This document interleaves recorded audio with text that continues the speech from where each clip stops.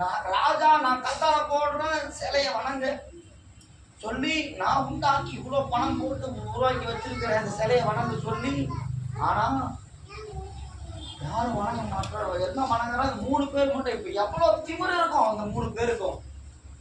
அப்ப தண்டனை என்ன தண்டனை?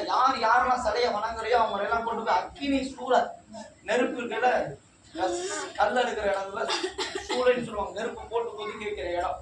அந்த இடத்துல என்ன பண்றாங்க? நெருப்பு போட்டு கொதிக்க வச்ச அந்த இடத்துல நெருப்பு பத்தி எரி.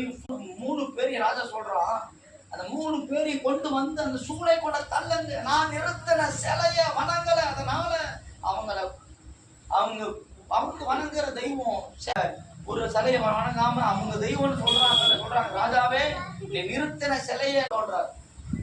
எங்க தேவன், நாங்கள் ஆராதிக்கிற தேவன் எங்களை தப்புவிப்பார். அப்படி தப்புவிக்க